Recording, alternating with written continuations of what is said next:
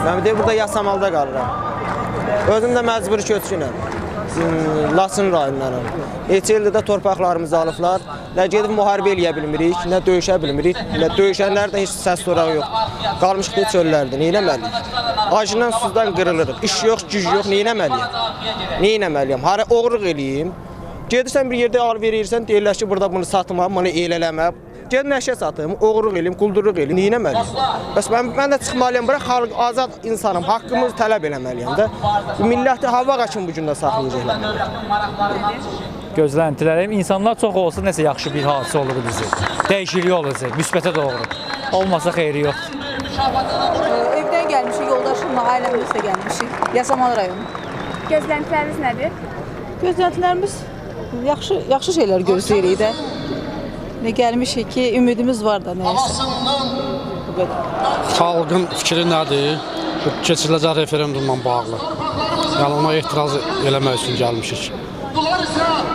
Gözləntiniz nədir? Gözləntimiz, yəni elə bir ciddi gözlənti sözün düzü yoxdur, açıqlar qalsa. Yəni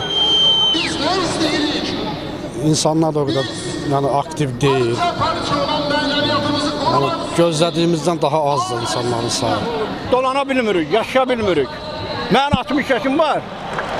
Yoxdur, bir yerdən gəlirim yox, yığırım yox. İşdən çıxardıblar, qalmışam avara sərgəndər, çörəyimiz yox. Biz də ona görə gəlmişik ki, günləri dəstəkləyirik ümitimizi. Bu yaş həddinin götürülməsidir. Prezident müddətini 7 il eləmədindən ehtiyac var onun. Onsuz da neçə ildir bu hakimiyyətdə dururlar? 20 il, 30 il. Ümid edirəm ki, referenduma xalq yox deyəcək. Çünki referendumu dəyişən, konstitusiyanı dəyişən dövlət olsa da haqqı yoxdur, özü qanun pozuntusu eləyir. Ona görə də ümid edirəm ki, nəsə dəyişiklik olacaq. Dövlət də olsa konstitusiyanı dəyişmək, qanunu pozmaq haqqı yoxdur.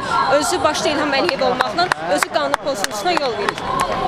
Vallahi elə belə deyək də, yəni bu gün çox xoşdur ki, insanlar əvvəlkinə nisbətən belə biraz canlı şəkildə görünür ki, olmuş insanlar gəliblər. Amma elə, məsələn, belə deyəm, mənim təsəvvürümdə olduğundan xeyli azdır.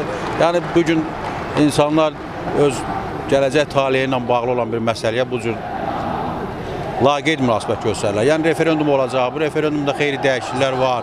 O dəyişikliklərdən biri də gələcəkdə böyük bir ailə hakimiyyətinin qurulmasının başlanğıcı qoyulur. Amma insanlar o qədər də normal yanaşmırlar bu məsələlərə, bu mitingə. Laqeydlər, mən belə görürəm.